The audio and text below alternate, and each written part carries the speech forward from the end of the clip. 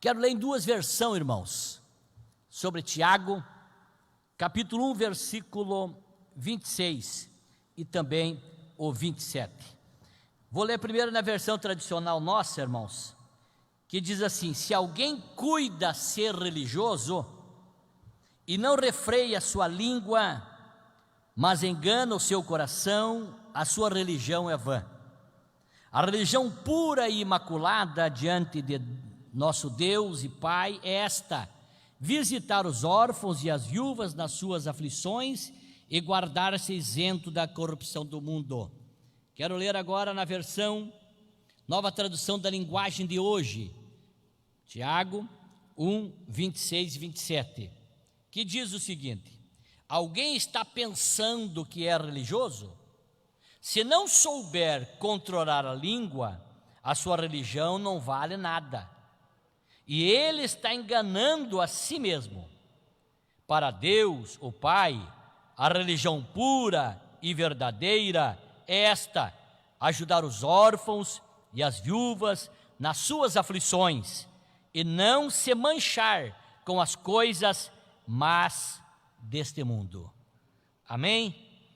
Meus amados, esta lição que nós estamos estudando, irmãos, de Tiago, a carta de Tiago, ela é uma carta que é capaz de nós, ao invés de aumentar os que vêm assistir o culto segunda, nós diminuir os assistentes, por causa da fortaleza dessa carta, e ela nos coloca em uma posição que nós temos que decidir se somos cristãos ou não somos.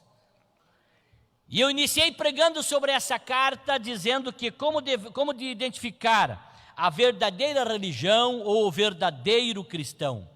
Nós dividimos essa mensagem em algumas delas, e especificamente sobre essa que eu estou pregando, eu falei que o crente verdadeiro tem a sua vida centrada na palavra de Deus.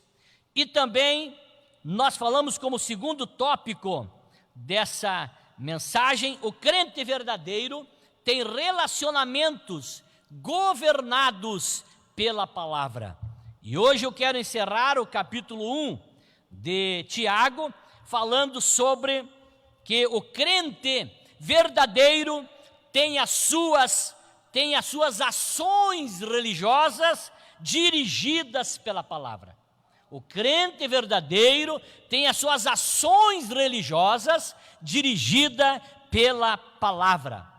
Porque a religião pura e verdadeira, ela vai muito além, meus queridos, de doutrinas e também de ritos. Vai muito além. Ela envolve prática, ela envolve ação. A verdadeira religião é a nossa fé em ação, a nossa fé na prática, no dia a dia. Em seu livro intitulado A Velhice, o grande orador Cícero, ele conta que um velho ateniense de Atenas, ele entrou num teatro lotado de pessoas e não encontrou ninguém que lhe desse o lugar. E quando, porém, ele se aproxima agora da bancada especial na frente, em que se achavam os embaixadores da Lacedemônia, que é a cidade de Atenas, estes embaixadores se levantaram e ofereceram lugar para ele sentar no meio deles. Diz esse historiador que toda a assembleia que estava lotada naquele teatro se colocaram em pé e aplaudiram aquela ação tão importante daqueles embaixadores. E meus amados irmãos, sempre é assim mesmo. Nunca vai faltar pessoas para aplaudir boas ações. Porém, meus amados, entre aplaudir boas ações e fazer boas ações, há uma grande diferença. Talvez nós aplaudamos as boas ações que as pessoas fazem. Mas entre aplaudir e fazer há uma grande diferença, que nós possamos talvez aplaudir menos e fazer mais as ações, boa, agradável, bendito seja o nome do Senhor. Será que nós só aplaudimos ou será que nós só fazemos, meus irmãos? E hoje nós vivemos em dias, meus irmãos, onde há um abismo muito grande entre aquilo que eu professo, a fé que eu professo e a vida que eu vivo. Há um abismo, há uma diferença entre aquilo que nós dissemos e aquilo que nós fazemos. Há uma diferença, irmãos, entre a nossa profissão de fé e a nossa prática de vida. Entre o cristianismo teórico, que está dentro da teoria, e o cristianismo prático. Na teoria é uma coisa linda, é uma coisa maravilhosa, mas há um abismo, e muitas vezes, entre a teoria, aquilo que nós vivemos na teoria, do que aquilo que nós vivemos na prática. Há um abismo muito grande. Esse distanciamento, irmãos, entre essas verdades inseparáveis, meus irmãos, essa falta de consistência, essa falta de coerência, ela vai dar à luz, ela vai fazer nascer, irmãos, uma religião, irmãos, esquizofrênica, uma religião farisaísta, irmãos, que não é uma verdadeira religião. Nós temos que aproximar, irmãos, o nosso discurso da prática. Nós temos que aproximar a nossa fé que professamos da nossa fé que nós vivemos, para que não venhamos a ter uma religião esquizofrênica e uma religião, irmãos, farisaísta, que não tem veracidade na prática. Que eu e você possamos aprender nessa missão, nessa mensagem, nesse texto sagrado, que devemos praticar mais do que nós falar. Amém, meus irmãos? Louvado seja o nome do Senhor. Nós vamos ver aqui, irmãos, nesses versículos que Tiago vai nos estar ensinando e vai estar nos mencionando aqui, irmãos, 3 aspectos, sendo eles negativos e um positivo. 2 desses 3 aspectos negativos e um positivo. O versículo 26, irmãos, que nós fizemos leitura, diz assim, ó. Olhe bem, alguém está pensando que é religioso? Se não souber controlar a língua, a sua religião não vale nada. E ele está enganando a si mesmo. Vejam bem, irmão, nesse versículo 26, irmãos, Tiago nos dá esse ensinamento. Em primeiro lugar, ele nos mostra, irmãos, que tem controle da sua língua. Em primeiro lugar, ele tem controle da sua língua. Jesus vai dizer, irmãos, lá em Mateus, no capítulo 12, versículo 36 e 37, olhe bem: digo-vos, pois, que de toda palavra fútil que os homens disserem, hão de dar conta no dia do juízo, porque pelas tuas palavras serás justificados, e pelas tuas palavras será condenado. Jesus, irmãos, é Ele que está dizendo isso. Se Paulo dissesse, tem um peso incalculável, mas Jesus dizendo, irmãos, ainda o peso fica maior. Jesus está dizendo o seguinte, que as minhas palavras, eu serei julgado por ela, você será julgado pelas tuas palavras, ou seremos absolvidos, ou seremos condenados pelas nossas palavras. Por isso, meus amados, é possível sim, nós, essa noite, se preocupar com as palavras que nós proferimos, porque elas serão sentença para a minha vida, ela será sentença para você.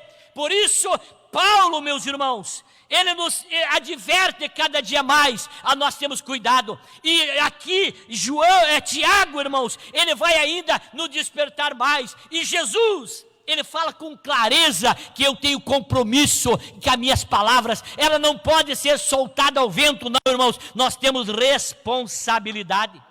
Tiago, meus irmãos, aqui ele compara a língua, olhe bem com o que ele compara. Ele compara a língua como um cavalo fogoso sem freios. Ele compara a língua, irmãos, como um navio sem leme que pode espatifar-se na rocha. Ele compara a língua como uma fagulha que incendeia uma floresta. Olha esse membro tão pequeno, irmãos, que nós temos no corpo. E Tiago, ele considera, irmãos, ele compara a língua como uma fonte contaminada. Ele compara a língua como uma árvore que produz frutos venenosos. Ele compara a língua como um mundo de iniquidade. Ele compara ainda a língua com uma fera indomável. Tiago, meus irmãos, deve ter sofrido muito com a língua dele e com a língua dos outros, a ponto de chegar a essas conclusões. Ele deve ter ficado, se pudesse cortar a língua de alguém, porque ele compara, meus irmãos, a língua com algo tão tenebroso, irmãos, e tão danoso, tão mal que pode causar. Jesus, ele disse, irmãos, que a língua ele disse que a língua é que revela o coração. É a língua que revela o coração. Nós fizemos eletrocardiograma do coração. Nós fizemos tomografia, exames com contrastes e tantos outros exames, mas ele só vai revelar as veias do coração, os batimentos do coração, como está a saúde física do coração. Mas a língua revela o coração, irmãos, espiritual, revela o coração do homem, não no sentido físico. Olha o que disse Jesus lá em Mateus 12:34. E Jesus inicia falando pesado. Ele diz o seguinte: raça de víboras, como podeis vós dizer boas coisas, sendo maus? Pois do que há em abundância no coração, disso fala a boca. E abre-se um parênteses, o salmista Davi disse: guardei a tua palavra no meu coração, para mim não pecar contra ti. Aquilo que tu enche o teu coração, ele, a tua boca expressa. Continua Jesus dizendo, no versículo 35, o homem bom tira boas coisas do bom tesouro do seu coração, e o homem mau, do mau tesouro, tira coisas más, porque por tuas palavras, aqui eu repito, serás justificado, e por tuas palavras será condenado. Tem uma máxima que diz: quer conhecer alguém? Deixa esse alguém falar. E alguém acrescentou: dê poder para esse alguém. Deixa alguém falar. Quer conhecer alguém? Deixa alguém falar. Meus queridos irmãos, uma língua controlada, ela significa, irmãos, um corpo controlado. Porém, irmãos, uma língua desgovernada, ela provoca grandes tragédias. Por isso que precisamos buscar em Deus o controle da nossa língua. Uma língua controlada é um corpo controlado, mas uma língua, meus irmãos, desgovernada, ela provoca grandes tragédias. E nós conhecemos histórias, nós conhecemos vidas destruídas, nós conhecemos reputações destruídas por línguas que desgraçaram as vidas, que trouxeram tragédias. Quantas pessoas que sofreram tragédias por causa de línguas desgovernadas. Agora vejam bem, irmãos, a maledicência, irmãos, ela é o pecado, irmãos, que Deus mais abomina. A maledicência, Provérbios 6:16 diz assim, ó: estas 6 coisas o Senhor odeia, e a 7ª a sua alma abomina: olhos altivos, línguas mentirosas, mãos que derramam sangue inocente, o coração que maquina pensamentos perversos, pés que se apressam a correr para o mal, a testemunha falsa que profere mentiras, e o que semeia contendas entre os irmãos. Aquilo que Deus mais abomina são isso, meus irmãos, línguas maledicências, que semeia contenda entre os irmãos. Vejam bem, irmãos, eu tenho falado sobre as pessoas que falam com a língua desconectada do cérebro, porque não conhecem a gravidade do que falam. É a palavra irrefletida, a palavra torpe está dentro desse contexto, irmão, desse texto. a mentira leviana, as acusações maldosas, trazem, meus irmãos, tragédias. As orquestrações urdidas de maldade, irmãos, na calada da noite, meus irmãos, para destruir a dignidade, irmão, das pessoas. Isso são provas incontestáveis, irmãos, do grande poder destruidor da língua. Grande poder. Se a língua, irmãos, ela é peçonhenta, se a língua ela é má, se ela é afiada, se a língua ela é ferina, queridos irmãos, a sua é suja, ou seja, irmãos, descaridosa, não tem caridade nenhuma, a religião então é oca, é vazia, é nula, se a língua não for cuidada. Não basta, irmãos, nós sermos religiosos, precisamos cuidar, senão estamos perdendo tempo. Nós não podemos glorificar a Deus, irmãos, com a nossa língua e com a mesma língua, ou ao mesmo tempo destruir a vida, irmãos, do nosso próximo através da nossa língua. Não pode a mesma língua adorar a Deus e daí a pouco destruir a vida de alguém. Mas essa noite, essa palavra, ela traz aos nossos corações, irmãos, eu creio que ao teu também, um temor muito grande, para que nós possamos cuidar mais, para ser instrumento de bênção e não de maldição. Aleluia! Glória a Deus! A língua, ela funciona como a feridora do nosso coração. A língua, irmãos, ela é como a radiografia do nosso coração. Quer conhecer alguém? Repito, deixe falar, porque a língua é a radiografia do que tem no interior da pessoa. A pessoa vai falar o que tem dentro dela, mas que eu e você abrir a nossa boca, ela possa sair palavra certeira de bênção, palavra de vitória, que a minha boca, ela possa abençoar vidas e abençoar famílias. Glória a Deus, aleluia. Não há coração puro, meus queridos irmãos, se a língua é impura. Não tem como. Não, eu só falei isso, mas não é isso que eu penso, não é isso, o meu coração não é isso. Não, não há língua pura se o coração é impuro. Não há língua santa se o coração é um poço, meus irmãos, de sujeira. Não há cristianismo verdadeiro sem santidade na língua. Não tem cristianismo verdadeiro sem santidade na língua. Se o coração, irmãos, estiver certo, a língua mostrará isso. Não tem como tu ser uma coisa no coração e falar outra. Glória a Deus. Mas que essa noite eu e você possam dizer: Senhor, que o meu coração seja limpo e que as minhas palavras reflitam o que tem dentro de mim.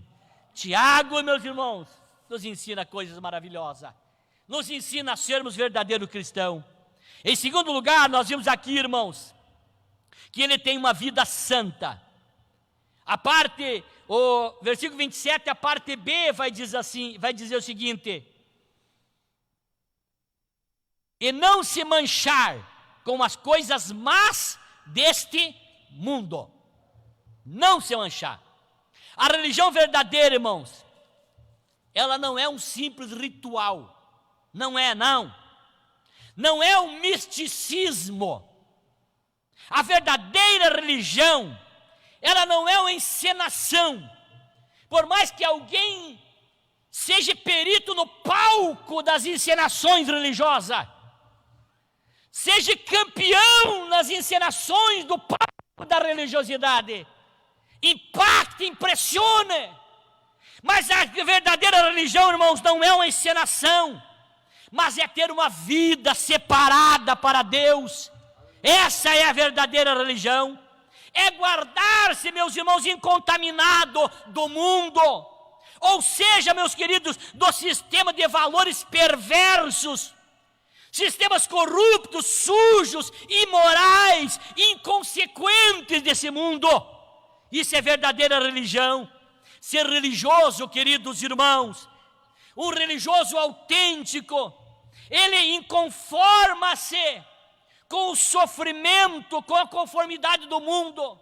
Ele se inconforma com a conformidade do mundo. E ele também se conforma, irmãos, com a inconformidade de Deus. Deus, ele é inconformado com o mundo, e eu me conformo com essa inconformidade de Deus. Eu, meus irmãos, eu sou inconformado com o conformismo do mundo, ou seja, eu sou inconformado com aquilo que o mundo é a forma, ou é conforme o mundo, a minha vida é diferente. Isso é a verdadeira religião. A religião, irmãos, que agrada ao Senhor, irmãos, ela reconhece e ela rechaça, ela expulsa o mal, ainda que mascarado de bem. Porque quantas pessoas se apresentam como bem, mas fazendo o mal, irmão, a verdadeira religião que agrada o Senhor, ela rechaça o mal.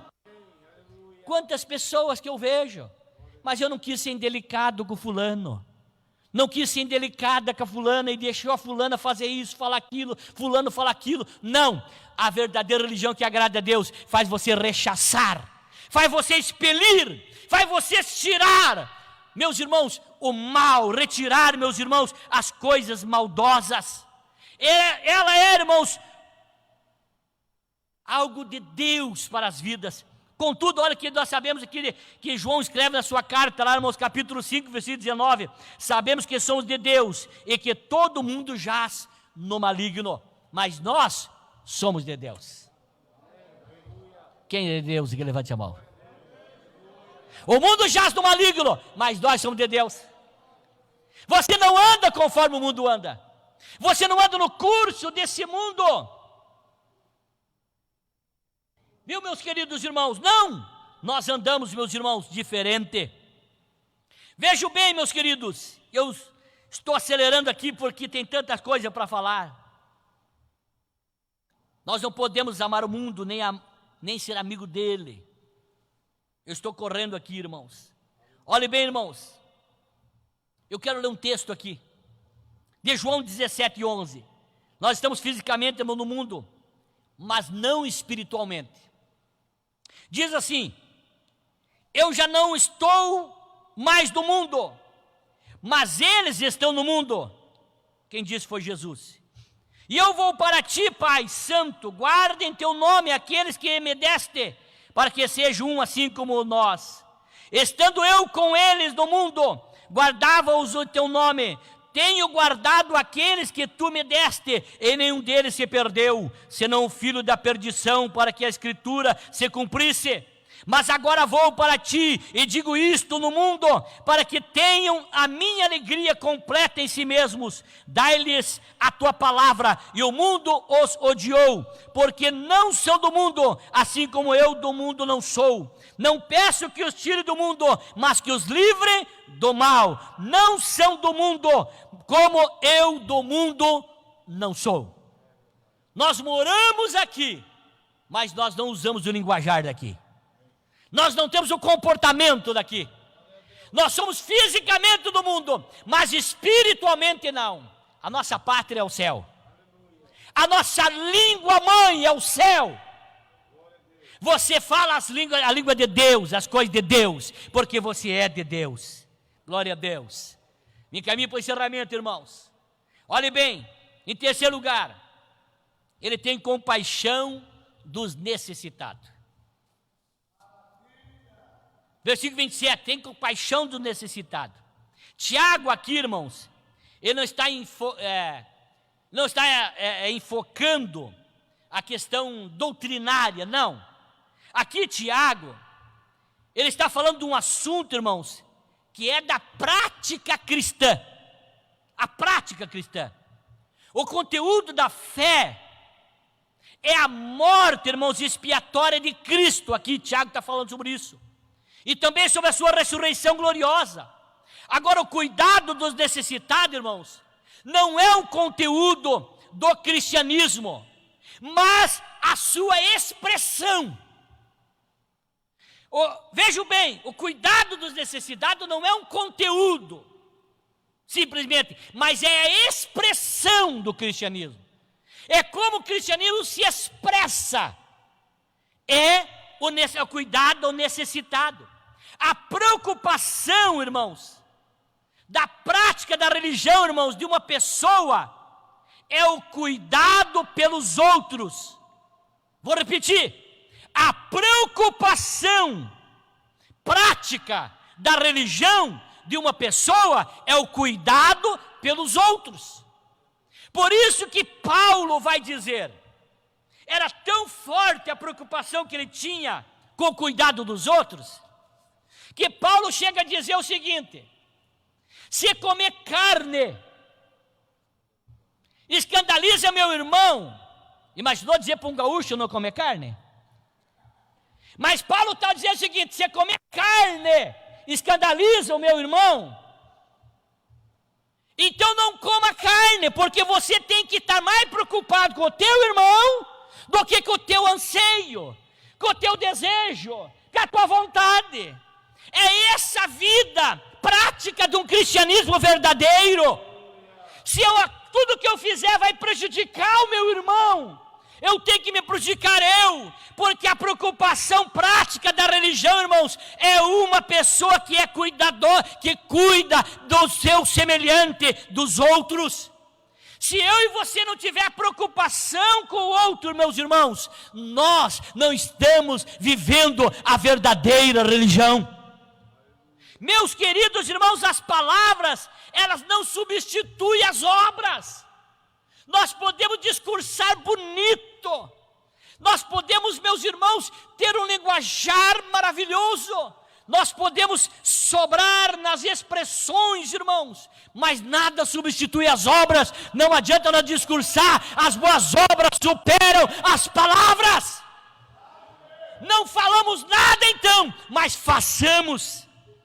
João, na sua carta que escreve, na primeira carta, lá no final da Bíblia, ele escreve o seguinte, irmão Roberto, no capítulo 3, versículo 17 da primeira carta: quem, pois, tiver bens no mundo, e vendo seu irmão necessitado, lhe cerrar as suas entranhas, como reside nele o amor de Deus? Meus filhinhos, não amemos de palavras, nem de língua, mas em obra e em verdade. Olhe bem, irmãos, o que João diz: se nós cerrar dentro de nós as nossas entranhas, vendo o sofrimento do irmão, como é que vai residir em nós o amor de Deus? Aleluia! Essa noite, essa palavra está fazendo eu me converter de novo, não sei você, mas eu quero sair daqui melhor, eu quero sair daqui mais crente. Precisamos melhorar, irmãos, precisamos a palavra do Senhor. Vejam bem, irmãos, visitar os órfãos e as viúvas nas suas aflições não é apenas, irmãos, cortesia pietista, piedade. Vou fazer uma cortesia, vou visitar o fulano, não tenho nada a fazer, vou fazer uma cortesia, vou a piedade, vou visitar ele. Não é um descarrego ou uma descarga, como alguém diz, de consciência. Não podemos fazer por questão de consciência, mas por sentimento, porque habita em mim, habita em você o amor de Deus. Trata, meus irmãos, de um socorro, trata de um envolvimento, trata de empatia, trata de compaixão, irmãos, manifestada na ajuda concreta. Uma noite dessa eu recebi o telefonema que havia morrido um dos nossos jovens. Semana passada sepultemos 2 jovens da igreja. Foi muito triste para nós. Recebi o telefonema, já era tarde: pastor, morreu fulano. E eles não têm, pastor, como velar, não tem como fazer o culto fúnebre. Na mesma hora, eu já falei aqui, que todos os lugares que eu cheguei a assumir igreja, uma das coisas que eu faço logo é pegar o contato de funerária. E eu tenho aqui. Liguei para a funerária. Preciso que tu vá lá no hospital. Morreu um jovem nosso, a família não tem como socorrer, não tem como fazer os atos fúnebres. Eu preciso que tu vá lá e resolva o problema. Pega o caixão, o corpo vai a Porto Alegre, tem que ir lá buscar. Veja quanto é que tu pode fazer para nós, eu me responsabilizo. Ele disse quanto? Me passou o relatório, quanto custaria. Começamos em contato com um, com o outro. Alguém ajudou aqui, alguém ajudou ali, o distrito da Chuque, aqui da Charrua, se envolveu, irmãos da Bento, não vou citar nomes porque a questão não é, né? E conseguimos, irmãos, pagar R$2.000 a funerária. Quando terminei de fazer o culto fúnebre, faltavam uns trocos ainda, fui na funerária, completamos lá, pagamos, assim como temos dado tantos outros também. Sabe por quê, meus irmãos? Porque cristianismo, irmãos, não é teoria, cristianismo é prática. Cristianismo é prática, é se envolver. Era madrugada e eu em contato com um, ligava para outro, para poder providenciar. Isso é estar envolvido, irmãos. Não é nós terceirizar, tem coisas que não dá para terceirizar, nós temos que se envolver. Precisamos agir, meus queridos irmãos. Olhe bem, meus queridos, não basta nós somente estar olhando para si, nós precisamos, irmãos, também olhar para o necessitado. Vejam bem o caminho agora para o encerramento, irmão, da minha palavra. Nós seremos julgados, irmãos, segundo as nossas obras. Seremos julgados segundo as nossas obras. A oferta que eu tirei hoje à noite aqui, nós tivemos aqui à noite, é para o lar do idoso, que o pastor Cristiano Fogo, de Roca Salles, de Barros Cassal, assumiu. Muita dívida, problema. Hoje mandou para mim, pastor, estou com os avisos de corte da luz, da água. O senhor consegue uma oferta para ajudar nós? Não respondi ele ainda, porque eu pensei, hoje à noite eu vou contar para os irmãos a necessidade. Isso é se envolver. Se tu disser assim para mim, pastor, mas como é que está sobrando dinheiro? Não, quando sobra é diferente, irmãos. Deus abençoa mais quando não está sobrando. Por isso que essa noite, a oferta que nós damos aqui, e se você ainda não deu, pode dar no final do culto, é para socorrer lá um lar de idoso, lá longe de nós, mas de um campo sofrido, que eu conheço, que estão atendendo os necessitados. Isso é olhar para os necessitados, irmãos. Eu encaminho para o encerramento dizendo que aquele que professa, irmãos, a verdadeira religião, ele possui 3 benefícios gloriosos. Primeiro, irmãos, é a aceitação de Deus. Somos aceitos por Deus, irmãos, em Cristo, para a salvação. Mas quando nós exercemos, irmãos, a nossa fé em obediência à palavra de Deus, aí nós somos aceitos por Deus. O nosso serviço, irmãos, é aceito por Deus como aroma suave, quando nós fizemos isso, irmãos. Olha bem o que Paulo escreve aos Filipenses 4,18: mas bastante tenho recebido e tenho abundância, cheio estou, depois que recebi de Epafrodito, o que da vossa parte me foi enviado como cheiro suave, de suavidade e sacrifício agradável e aprazível a Deus. Em suma, meus irmãos, nós fomos salvos não pelas boas obras, mas somos salvos para boas obras. Não somos salvos pelas boas obras, mas para boas obras. Se as tuas obras não são boas, ainda a salvação não bateu na porta do teu coração. Se tu tem boas obras, é porque a salvação já bateu na porta do teu coração. Quando Tiago, irmãos, ele diz que há uma religião pura e sem mácula, aceitável diante de Deus, logo ele está dizendo o seguinte, que há outra que não é pura e que não é aceitável diante de Deus. Se há uma que é pura e aceitável, há a que não é pura, a que é impura e a que não é aceitável. Qual é que é a tua religião? É aceitável diante de Deus? É a pura? Ou é aquela falsa? Ou é aquela religiosidade, meus amados, que não é uma religiosidade que é aceita por Deus? Queridos irmãos, aquele que professa a verdadeira religião, ele possui também, queridos, bênção pessoal. Diz o versículo 1, e o versículo 25 nós lemos: este será bem-aventurado no que fizer. Olha o versículo 25, nós lemos na outra segunda. Diz o versículo 25, irmãos: O Evangelho é a lei perfeita que dá liberdade às pessoas. Se alguém examina bem esta lei e não a esquece, mas a põe em prática, Deus vai abençoar tudo o que essa pessoa fizer. O que essa pessoa fizer. Você quer que Deus te abençoe? Você quer que Deus te abençoe? Então, primeiro devemos ler a Bíblia. Segundo, praticar a Bíblia. Aí Deus nos abençoe, irmãos. E devemos vivermos de acordo com a palavra de Deus.